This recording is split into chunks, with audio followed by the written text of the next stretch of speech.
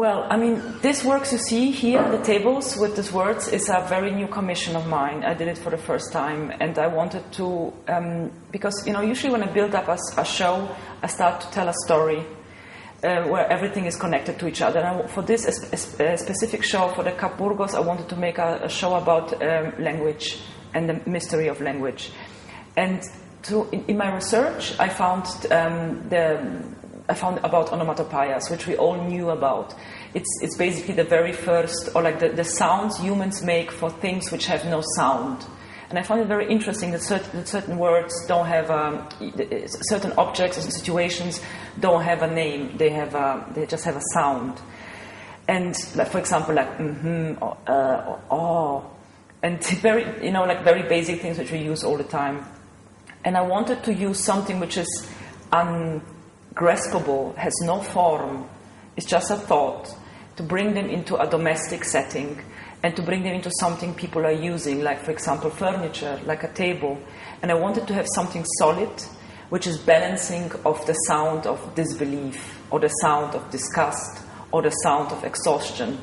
So they all have a meaning, but they are all it's a very surreal little combination I did here. I wanted to make something which has no shape, like the sound of and it has a shape now, which is a domestic little thing.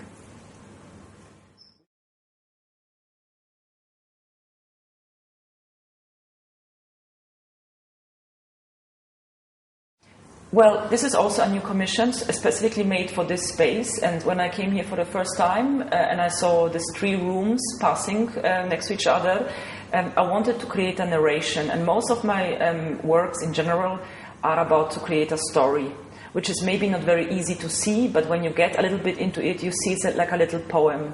And I wanted to make a work which is cutting through all of the 3 rooms and connecting them. And then I saw some beautiful like medieval paintings, and in this time it was the first cartoons or comics. So instead of like writing like this thinking bubble, they used banderolas where like, you know, I forgot the proper name in English right now, but it's a Spanish banderola, where they express, you know, when on the painting they express what the figures are thinking. So what you see here is basically like a speech scroll, a banderola.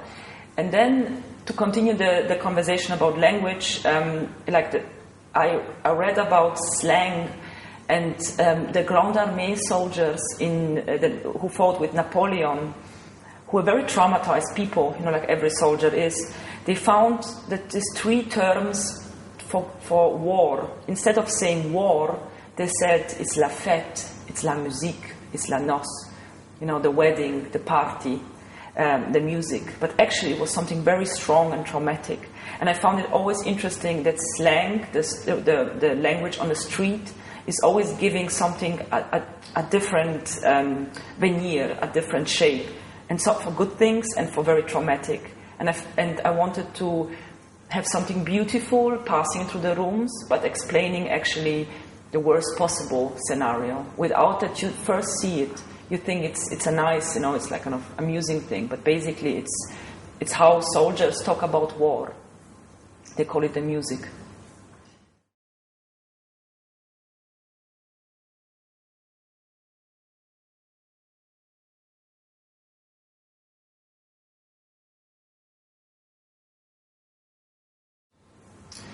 I've used the Baconian cipher a few times before, because I found it very, very interesting. It's a very primitive cipher. It's the first computer cipher ever. It was invented, like every cipher, invented by a human, in this case the philosopher Francis Bacon in the 17th century. And what he did, and it's why I found it so charming, because for each letter, he decided that each letter should have 5 significance. So each of these piles you see here is 1 letter. And so instead of compressing, like what a code does, he expanded. So this was a first thing I like, you know, a little bit this duality of coding, but basically you just, you know, like the first computers were also way too big. But what basically he invented was that you could signify anything with everything, you know, so meaning that I could use bathrobes and oysters but I could also use horse and carrots, or like I could use it's just about two different objects, and I found it very beautiful that you can take a word and use objects for it. So in this case, there was no specific reasons for bathrobes and oysters. Instead, that I found this very, again, a very surreal combination of two things. And I wanted to fill the room.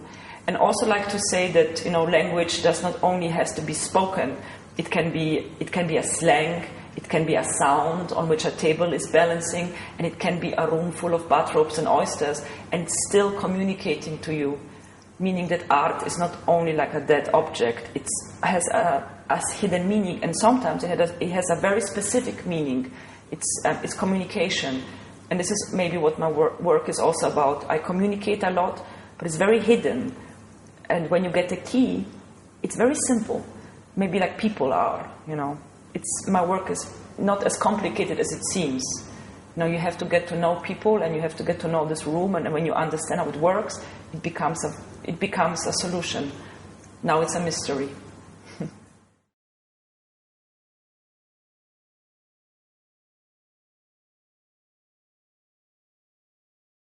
That's true, absolutely. Because because this is something also what you do when you start to make a show. Because of course you prepare a lot before, but from the moment you enter a space, you understand how the space functions. You see the light, you see the door, you understand how long it takes to go from one room to the other. And since I was here in Burgos and worked here every day, I've noticed that there was something missing, although I prepared everything before, like a dinner.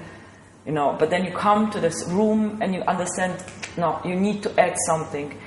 And I was working with the symbolism of the column in some of my former works, because I found it because I once saw an image of a column which was holding a temple, but it was broken in the middle.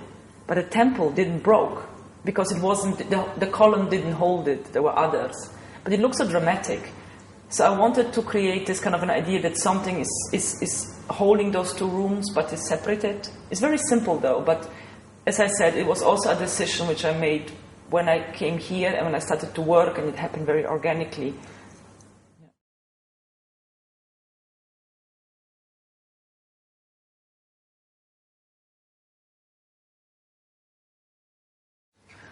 Well, there is no real preference. I wanted, coming back again to the organic development of art during installation. So, you prepare in your studio or wherever, but you come to the space, you come to a museum, and the museum is a very strong place where you have to react quickly. And sometimes the things need to have something more. I thought there must be a column, and I also understood that the tables needed a different story. I wanted to make them more personal, like they belong to something or somebody who's a very particularly strange person.